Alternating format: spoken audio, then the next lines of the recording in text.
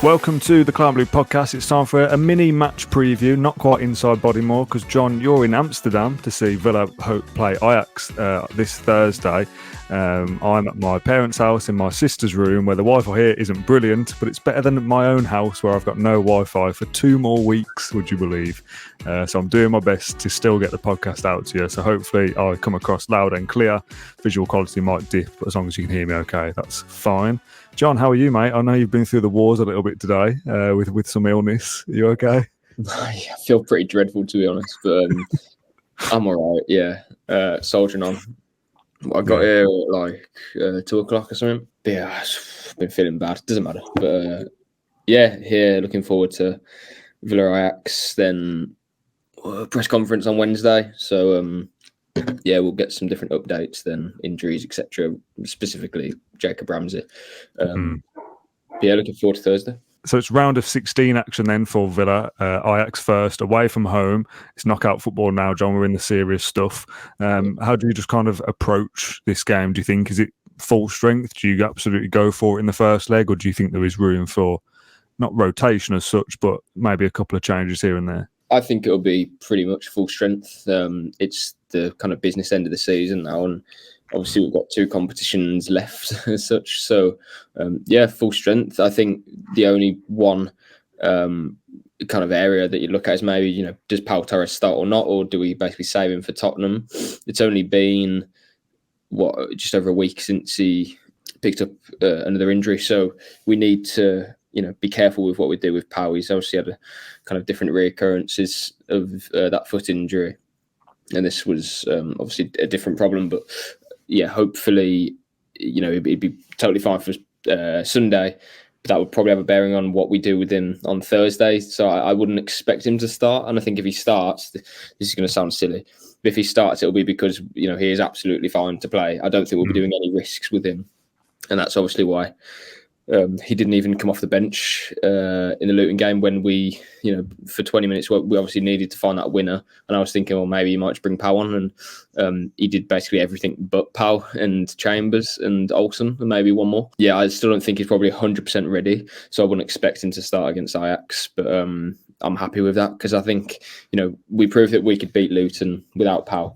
We can beat Ajax over 2 legs without Pau playing the first leg. But obviously the Tottenham game is a single match, 6-pointer, etc. I think it will be pretty much full strength apart from probably Pau. We start a big week here, don't we, with this game? Although from the Monday Q&A show, we know that your week starts on a Friday. But this week starts with Thursday night football. Ajax, Spurs and Ajax over the course of 7 days is a really kind of crucial part of the season, isn't it? In theory, and I'll start with the negative side of things, we don't have such a great gap on the top 4 because we don't beat Spurs and we go out of Europe this time next week. Like, that's the worst case scenario.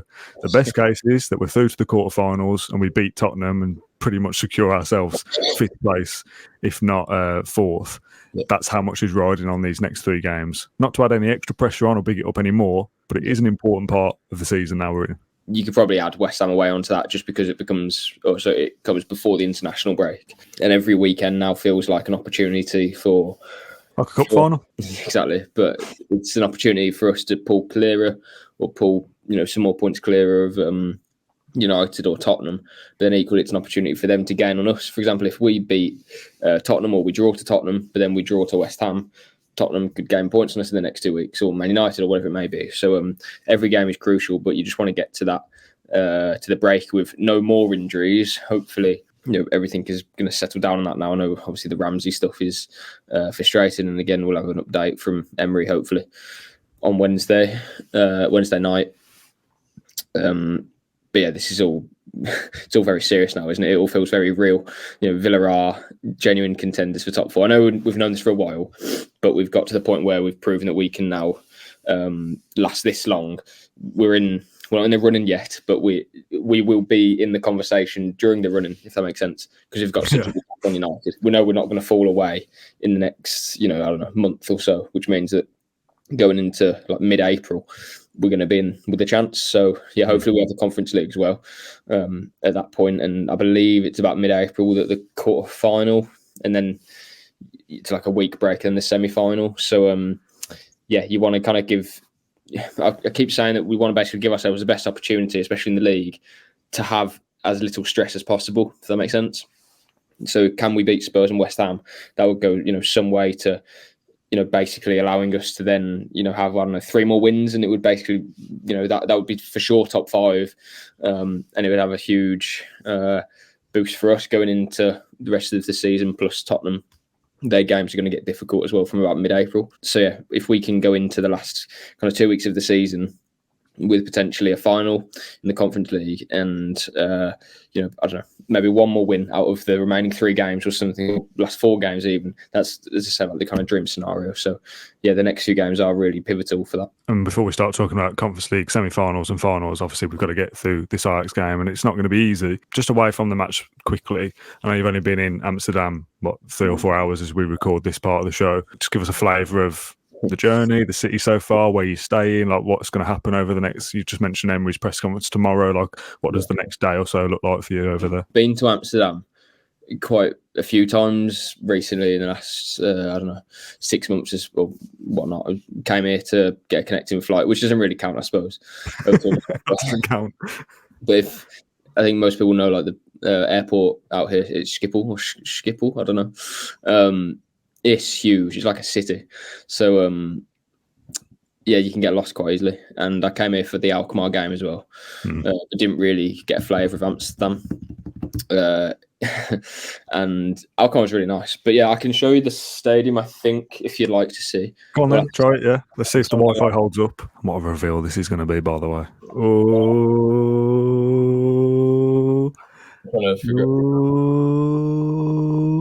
Oh, the lights are off anyway, you can't see it. Oh, yeah. Can't really see anything. What a joke. Boo. You say Emery's press conference is tomorrow. That's pretty standard, isn't it? 24 hours before the game. When you've been to the other European away games, it's like Wednesday evening, isn't it? Which is quite unusual compared to the normal Bodymore Heath previews, press conferences, sorry.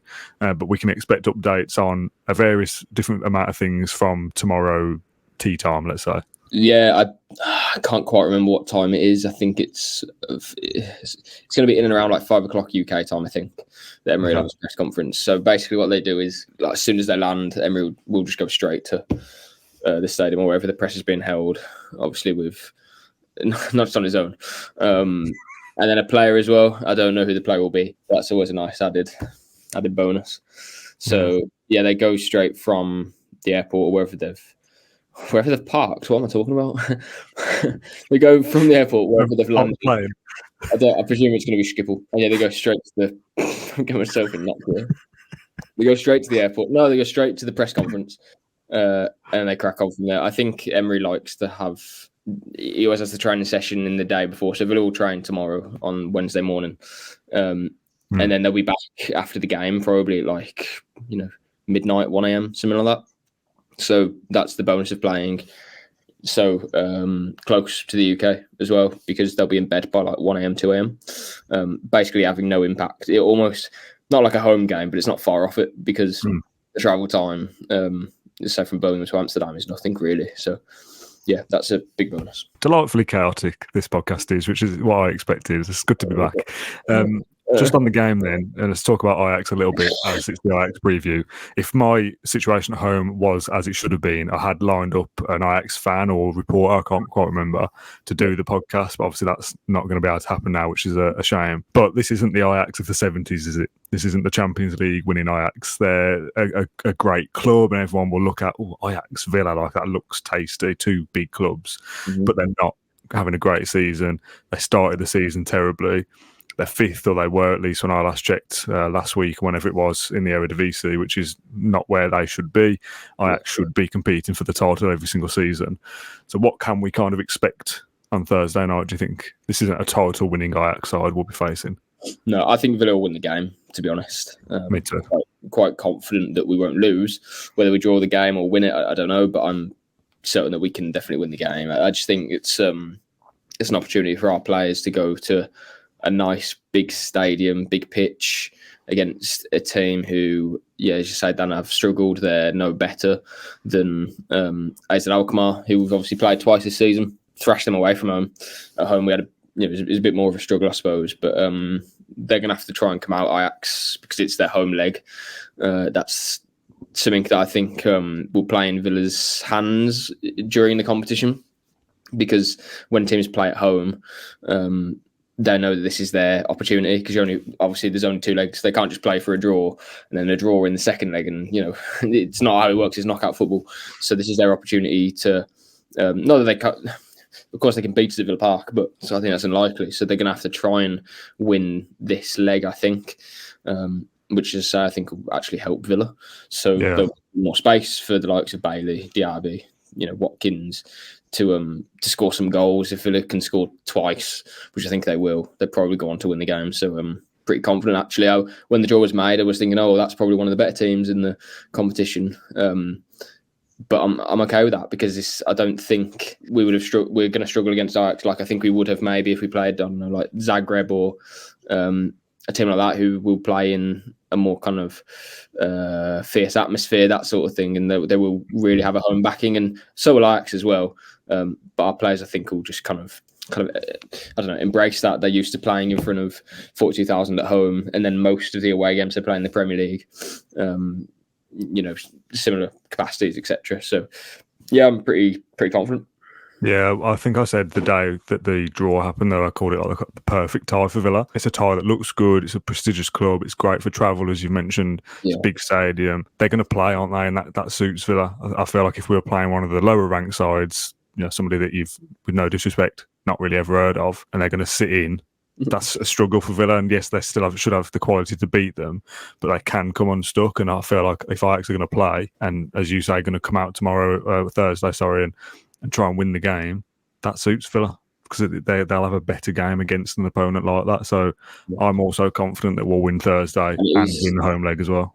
Yeah, and it is Ajax, who, as you said, are one of the biggest clubs in the world. So the fans will be demanding. They're not going to defend on the edge of the box at home or even away. For Ajax, they've rarely ever been in this position, not recently anyway, where they're watching a team who aren't even capable of challenging for the title, let alone winning it. So there's clearly a lot of disgruntlement, but also I don't think their fans will be happy and patient for their team to play at home to Aston Villa and kind of just take a 1-1 or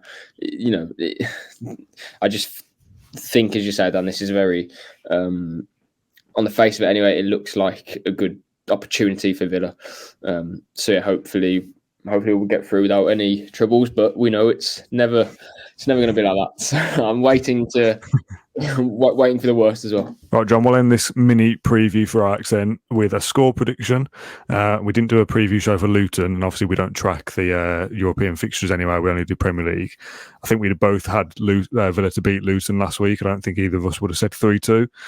So I'll notch that up as a win. Correct score on our predictions. But for this one, we both said we're confident and we think we'll win. Do you want to put a number on it? Do you want to put a scoreline on it? I'll say 3-1 Villa. This would be a very, very healthy result. Obviously, that means 2 goals. There's no away goals in UEFA competitions, I think, full stop. Any lead I'd take a 1-0, 2-1, whatever it may be. Would you take a draw, actually? That's probably an interesting question. Well, I think we'll win at Villa Park. So over the course of the 2 legs, if we draw, I still think we'll go through. So in that sense, yes. Okay, fair enough. I get that. I just think in this game I wouldn't take a draw because I know Villa can win it. So definitely. Maybe later in the competition we played at Lille or at Fiorentina or something like that, I think then I would probably take a draw and then take them back to Villa Park, because then they'd have to come out and try and get something, unless they're happy to play for a set piece. But yeah, I'll say 3-1 Villa. I'll go 2-0.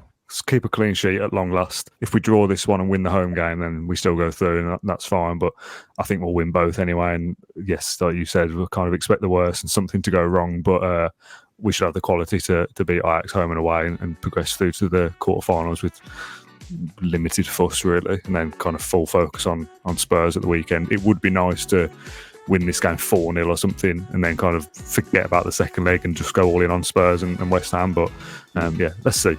it's exciting though, isn't it, to be back in Europe? This has been something we've been looking forward to for a while. So all the best over there, John. Enjoy it, drink it all in. We will be doing a live stream on the evening of Thursday. I'll be here at my mum and dad's again and doing it from here. So hopefully the Wi-Fi connection has held up for this little preview. This is kind of a test for, does this setup work out on the road, so to speak.